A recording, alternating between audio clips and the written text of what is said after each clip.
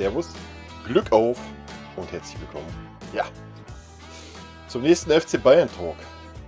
Leute, wir haben 10 Minuten nach Schlusspfiff, weil ich ja letztes Mal so lange gebraucht habe, weil ich krank war. Ja, jetzt direkt aus Emotionen heraus. Erstmal, ich denke, man muss realist genug sein, um ja, zu sagen, dass wir die Meisterschaft abhaken können. Also, wir werden nicht nochmal wie letztes Jahr irgendwie 8 Punkte aufholen. Ich glaube, jetzt sind es 7 Punkte oder was. Aber dafür ist nicht nur eine Mannschaft so weit vor uns, ist auch noch Leipzig mit 6 Punkten, glaube ich. Ne?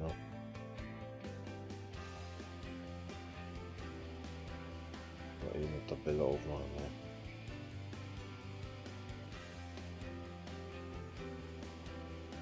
Ne? Ja, genau. Leipzig 6, Gladbach 7. Ja, ich denke, wie gesagt, da muss man realist genug sein. Ich glaube nicht, dass wir nochmal so einen Punkterückstand aufholen werden. Ich bin gespannt. Ja, mein Champions League Platz nichts vormachen, ne? Muss drin sein. Aber wie gesagt, jetzt nochmal wie immer. Ja, Leipzig ist konstant, Gladbach ist auch relativ konstant. Klar, kann immer irgendwas passieren, aber selbst Dortmund ist ja noch 2 Punkte vor uns. Und ja, man ist auch okay, ja. Da freut man sich mal nächsten oder übernächsten Jahr, wenn man mal wieder Deutscher Meister wird, ein bisschen mehr. Zum Spiel heute. Ja, ganz komisches Spiel irgendwie. Können ja kurz darauf eingehen, aber ja gut, ein paar Sachen sagen die Werte schon aus. Also 37,4% Ballbesitz für Gladbach. Wow, Wahnsinn im Heimspiel. Abseits 5:1, Fouls 14:18, war relativ umkämpft das Spiel. Wie ihr seht, 56% gewonnene Zweikämpfe für Gladbach. Das sagt schon viel aus. Normalerweise sind wir da immer führend. Ja, hat man gemerkt heute. Gehe ich aber gleich nochmal drauf ein. Schüsse insgesamt 7:16, 3:5 aufs Tor, Ecken 2:5, Flanken 5:21. Ja, sagt alles aus. Wir haben das Spiel gemacht, wobei man auch sagen muss, die positiven Werte, die wir sehen auf unserer Seite, resultieren aus der ersten Halbzeit. Zweite Halbzeit war nicht wirklich viel von uns. Ja, positiv rausstellen kann ich definitiv Davis. Kimmich auch. Obwohl Kimmich natürlich mit verschuldet hat, dass es zum Elfmeter kam. Aber gut.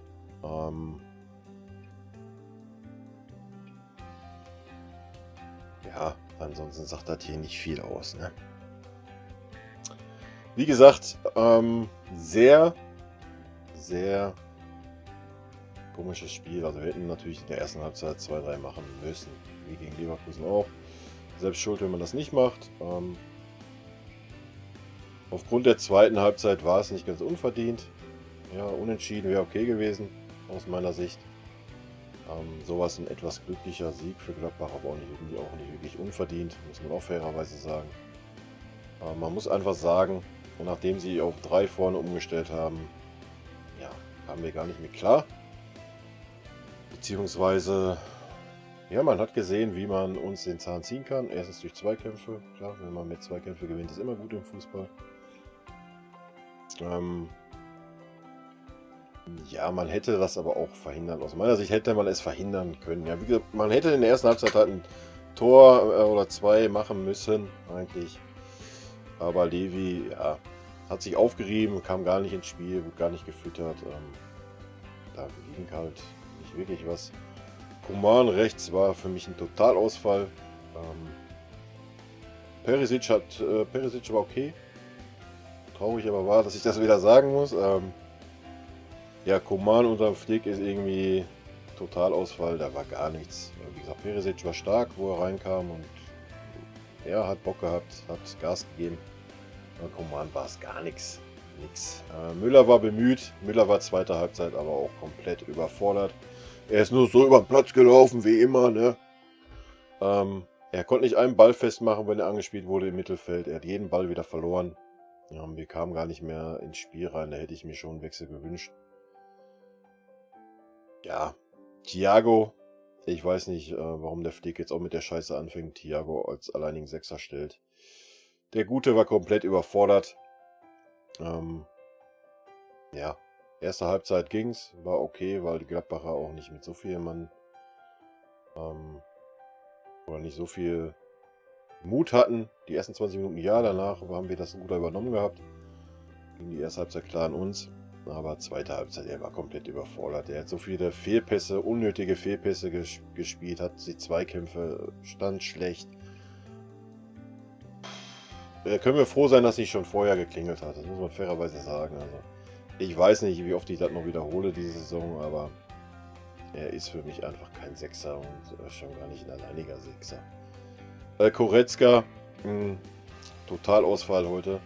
Traurig aber war, hätte man zur Halbzeit auswechseln können. Also, was der zweite Halbzeit gespielt hat, weiß ich nicht. Man hat ihn fast gar nicht gesehen.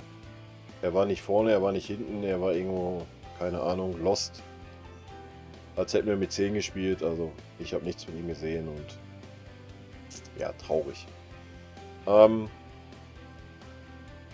Dass es überhaupt zu dem Elfmeter kam, hat man auch, oder dass es ein Tor oder einen Konter gibt, hat man daran schon gesehen, dass ja, der Davis nach vorne gerannt ist, war dann vorne und dann war die Seite offen. Die Gladbacher haben quasi jeden Angriff, wenn sie hinten rausgespielt haben, schnell immer über die Seite von Davis gespielt. Und dann war er einmal vorne. Ja, ich weiß nicht, ob er die Anweisung gekriegt hat. Ansonsten war es vielleicht die Unerfahrenheit oder der Ehrgeiz, unbedingt gewinnen zu wollen. Aber ja, in der 89. Minute oder was das war, wenn man jetzt das ganze Spiel über nicht gemacht hätte, das ganze Spiel nicht einmal den Perisic hinterlaufen, da hätte man sich das in der 89. Minute auch schenken können und hätte das 1-1 mitgenommen. Dann hätte die Sache ein bisschen anders ausgesehen. Was auch verdient gewesen wäre. Aber wie gesagt, ich sehe es. Ich sage jetzt nicht, dass es mega unverdient war für Gladbach. Zweite Halbzeit waren die Gladbacher stärker wie wir, muss man ganz klar so sagen.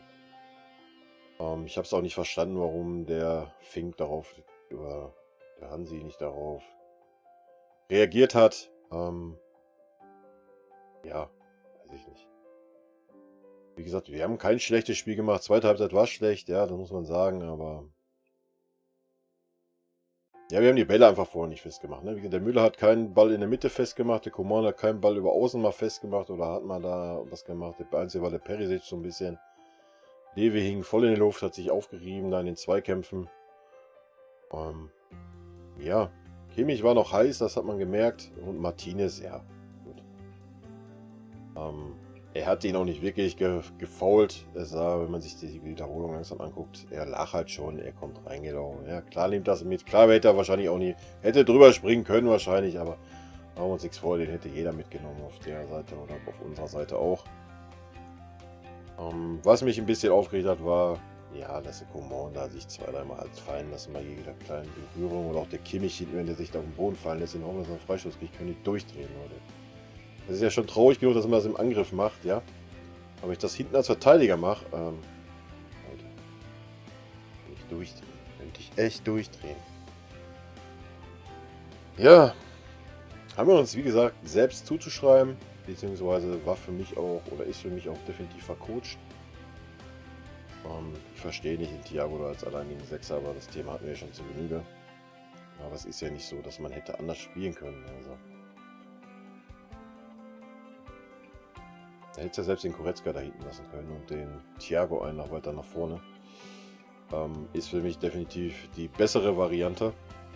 Warum? Wieso? Weshalb? Ich weiß es nicht, Leute. Ich weiß es nicht, was die Leute beim Thiago auf 6 gefressen haben. Es ist für mich einfach kein Sechser. Selbst der Martinez saß erst raus, hätte ich den Martinez als Sechser gebracht, wenn ich den Jerome da hinten hinstelle. Und alles wäre gut gewesen, ja. Oder hätte mit der Doppel-6 gespielt, Martinez und Thiago meinetwegen. Aber nur den Thiago da als einzigen Sechser. Ja, das gegen Gladbach, wo man weiß, was auf einen zukommt. Sind wir mal ehrlich. Ja. Unverständnis für mich. Hat mich schon bei der Aufstellung gewundert. Was mich ein bisschen gewundert hat, dass die Gladbacher so eingebrochen sind nach 20 Minuten, nachdem wir da diesen Ball, der eigentlich drin war, hatten. Ja, er war noch 1 Millimeter auf der Linie. Wahnsinn. Ja, danach sind die Gladbacher ein bisschen eingebrochen, haben sie ein bisschen Angst gekriegt, glaube ich. Weil dann haben wir Chance auf Chance gehabt, haben aber halt einfach kein Ding gemacht. Ja, und dann haben wir das Ding gemacht, 1-0. Dann haben die Gladbacher umgestellt und ab da ging nichts mehr bei uns. Also wir kamen gar nicht klar. Wie gesagt, der Thiago war komplett überfordert mittig. Und ja, muss man so hinnehmen. Also für mich, meine Meinung, Meisterschaft können wir abschreiben dieses Jahr. Was nicht schlimm ist, was der Mannschaft vielleicht mal gut tut. Und ja, vielleicht probieren sie jetzt mal ein bisschen was aus, keine Ahnung. Bin gespannt, wie die nächsten Spiele werden. Ich kann mal kurz gucken. Aber so viel leichter wird es nicht, ja. Das muss man auch mal ganz klar sagen.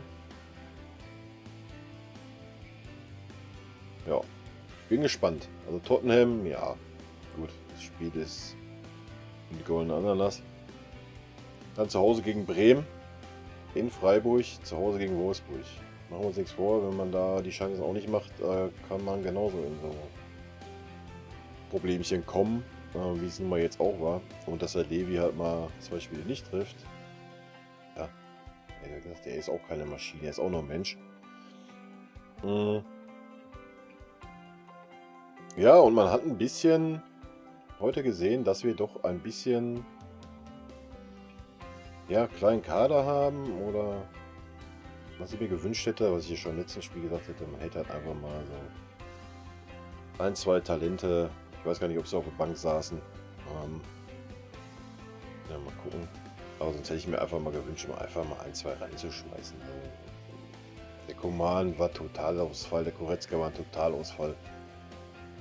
Also schlimmer hätte es ja auch nicht werden können. Erzählen immer ein, von wegen, wir wollen da Talente ranführen und ja, es war noch nicht mal einer dabei, das ist natürlich auch schon traurig.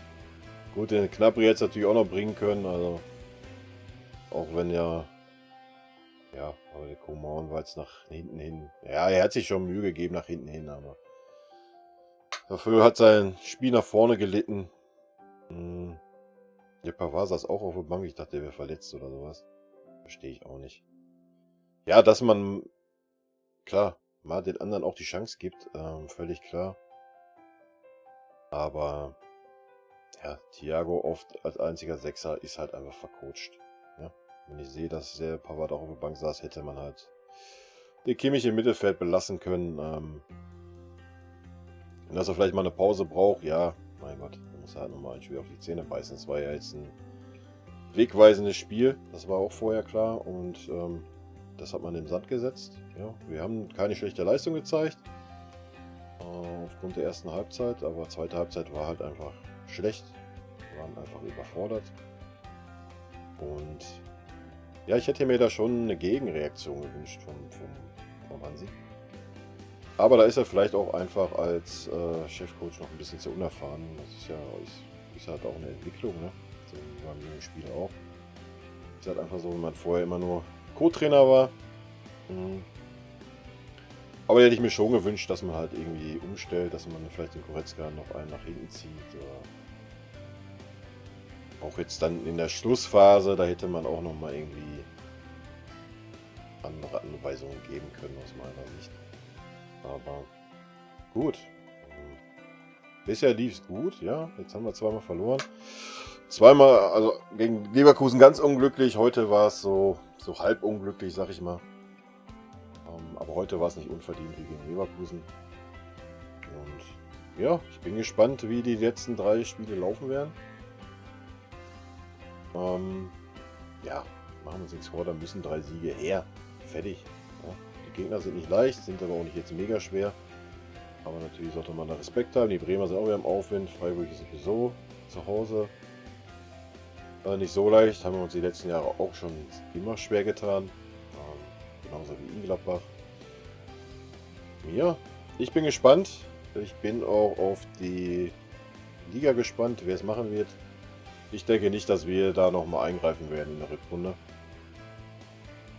Hängt vielleicht jetzt auch noch ein bisschen zusammen, wie wir die letzten 3 Spiele gestalten, aber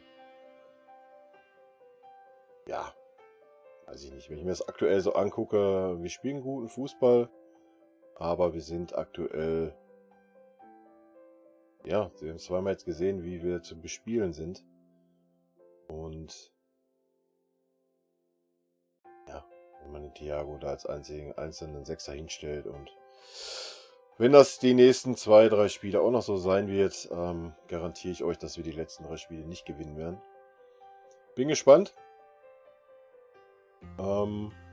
Meine Meinung muss ich natürlich nicht mit Recht haben, aber ja, ein bisschen Ahnung habe ich von meinem Bayern und meine Prognose ist, Thiago auf 6 als einziger Sechser werden wir die letzten 3 Spiele nicht gewinnen.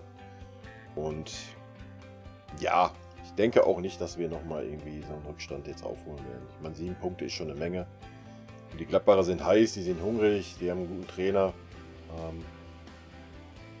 Und sie reiten ja aktuell auf einer Welle und da ist ja kein Trainer, wie es letztes Jahr in Dortmund war, der sagt, ach nee, wir wollen ja nicht unbedingt Meister werden bei 8 Punkten Vorsprung.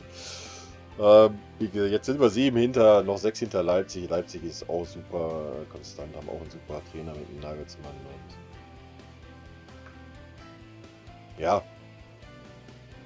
von daher, selbst die Schalker, wenn die noch gewinnen sollten, sind die ja auch noch 4 Punkte vor uns. Das ist ja schon ein Trauerspiel. Aber ist dann halt so. Ich meine, dass die Dortmunder allein schon wieder 2 Punkte vor uns sind, ist auch ein Trauerspiel. Aber gut, wir haben auf jeden Fall mal eine spannende Meisterschaft, zumindest wenn wir jetzt Gladbach und Leipzig angucken. Bei Dortmund muss man mal gucken, die haben sich ja auch wieder gefangen, die letzten 2 Spiele. Ich weiß nicht, wie da das Restprogramm aussieht, aber gucken wir mal zum Ende der Hinrunde, wie es punktetechnisch ausschaut. Und ja, ich bin ein bisschen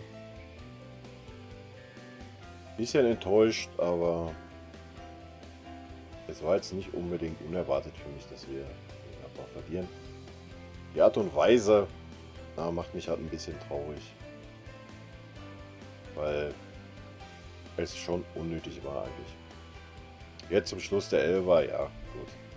Hätte der Martinez auch nicht so hingehen müssen. Im Nachhinein weiß man das immer, ist man immer schlauer. Aber der Kimmich hätte den Ball auch nicht so verstolpern müssen und hast du nicht gesehen. Und wie gesagt, der Davis hätte nicht in der 89. Minute da noch bis zur Eckpfanne laufen müssen und hast du nicht gesehen. Gut, dann hätten wir 1 Punkt mehr, dann hätten wir 25. Leipzig hätte trotzdem 30. Ja. Keine Ahnung. Bin gespannt, wie es weitergeht.